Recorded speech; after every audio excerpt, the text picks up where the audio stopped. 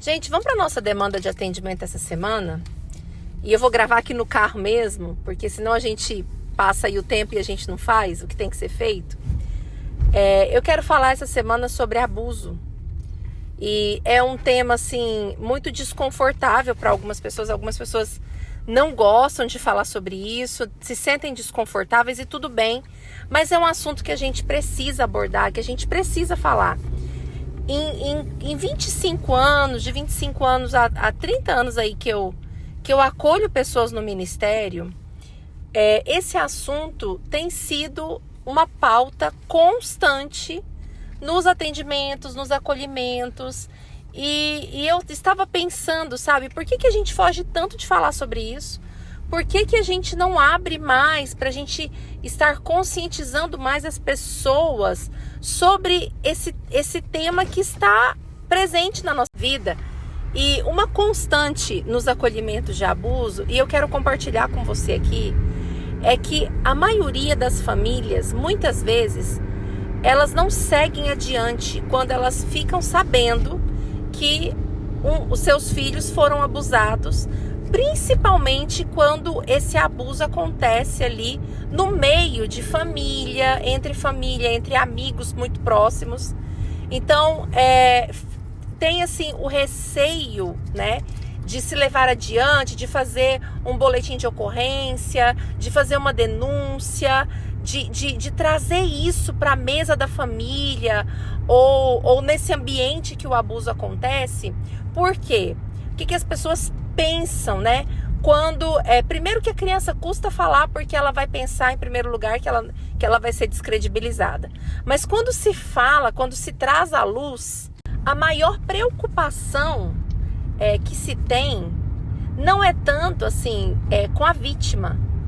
Como que vai ser a questão psicológica, se vai afetar o resto da vida da vítima, como que a vítima vai lidar com as relações futuras dela, porque se for uma criança, essa criança vai crescer e ela vai se relacionar, ela vai ter ali, né, as suas relações amorosas, relação de amizades, e o abuso ele interfere em todos os âmbitos relacionais da vida de quem foi abusado.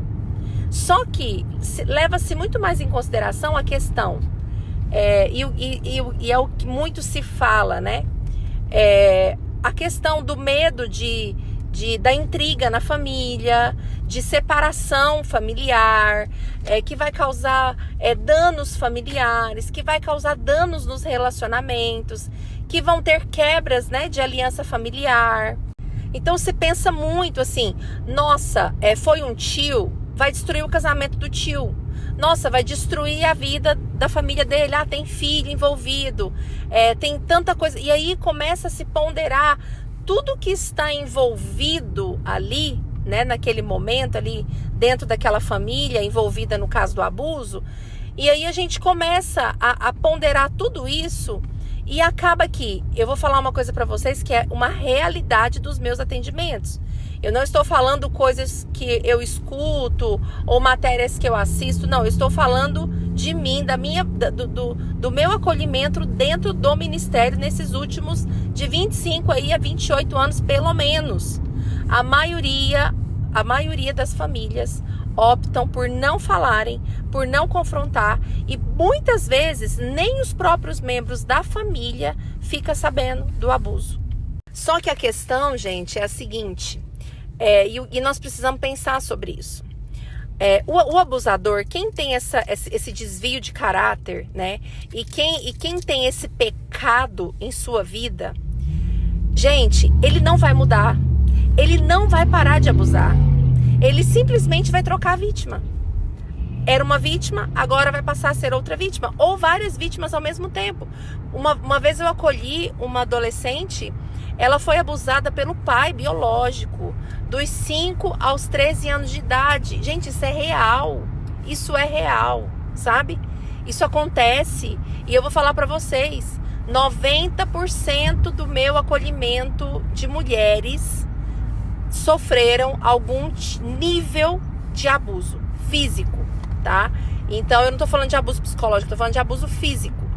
crianças, adolescentes, principalmente na infância e na adolescência. Agora eu quero trazer essa responsabilidade para as famílias que estão vivendo esse tipo de realidade. Você precisa falar. Por que você precisa falar? Porque se você não falar, você está dando força, você está ajudando, você está incentivando aquele abusador a continuar, o predador a continuar abusando de outras e outras e outras crianças, porque ele não vai parar.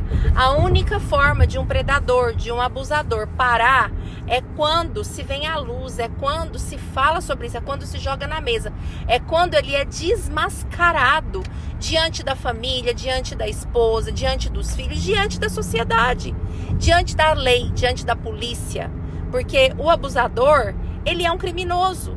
Porque isso não pode, isso é contra a lei, isso é contra a regra. Então, ele cometeu um crime e ele tem que pagar por isso. E nós não podemos levar isso só pelo âmbito do pecado. E muitas vezes orar e abafar isso dentro das nossas igrejas. Por quê? Porque isso também é dar força para o abusador. Gente, o abusador, além de ser pecado, né? Além de ser pecado, ele é também um criminoso. E ele precisa ser tratado, ele precisa passar por tratamento, ele precisa passar por processo de cura e restauração. E as duas coisas precisam caminhar juntas. O perdão, o pecado ali, né? Precisa ser trabalhado o pecado em si, mas também precisa ser trabalhado a questão da mente do cara. O cara tá doente mentalmente falando. Porque um cara que tem coragem, sente prazer por criança, por adolescente, o cara tá doente, o cara não é um cara normal. Isso não é normal. Então a gente precisa tratar as coisas como as coisas realmente são e começar a dar nome às coisas, aquilo que elas realmente são. Então a gente precisa entender que cada coisa no seu devido lugar, entende? Precisa sim, se a sua família é cristã, precisa sim trabalhar o pecado, a consciência do pecado e tudo isso. Porém, esse cara, ele vai ser responsabilizado criminalmente, entende? Porque isso é um crime. Então, gente, eu quero trazer essa consciência para vocês que estão aqui me ouvindo. Se você está vivendo caso de abuso na sua família ou dentro do seu âmbito aí de relacional, seja lá de uma amizade, de um conhecido, se você conhece alguém que está passando por isso, incentive essas pessoas a não se calarem, porque quando nós calamos, nós estamos sendo coniventes com aqueles que estão cometendo abuso. E quando nós falamos, quando nós trazemos à luz, nós estamos sendo canais de Deus para poupar a vida de outras pessoas lá na frente. Outra coisa que eu esqueci, gente, que é muito importante, principalmente nós cristãos, dentro do âmbito religioso, o que a gente faz inconscientemente às vezes? Nós focamos muito na cura e nós exaltamos muito, né, os processos de restauração, de cura, de ressignificação. Isso é muito bom e isso é necessário mesmo e tem que ser mesmo, tem que acontecer mesmo quando a pessoa passa por isso. Porém, nós falamos muito mais das curas, da restauração, a pessoa passou por abuso. A gente divulga muito mais a pessoa que foi abusada, a pessoa que teve o trauma e que recebeu a cura, do que focar em cortar o mal pela raiz. Então nós não estamos falando sobre isso nas nossas igrejas, nós não gostamos de abordar esse tipo de assunto para cortar o mal pela raiz, entende?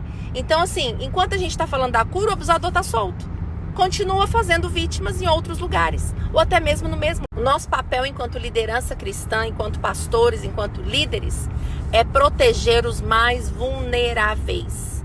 Essa é a essência do verdadeiro cristianismo, do verdadeiro evangelho. E foi isso que Jesus mandou a gente fazer. Então eu acho que a gente precisa rever os nossos valores, rever o que está sendo colocado na frente, rever o que a gente está fazendo com as responsabilidades que Deus confiou nas nossas mãos. E eu falo sobre isso na nossa mentoria. Porque nós líderes, nós pastores, nós que acolhemos pessoas, nós precisamos começar a fazer a coisa certa, a fazer aquilo que tem que ser feito da forma correta, tá? Nós precisamos acolher todos. Nós precisamos acolher a família de quem sofreu abuso, nós precisamos acolher o abusador, porém colocar cada um no seu devido lugar e fazer aquilo que precisa ser feito com cada um deles.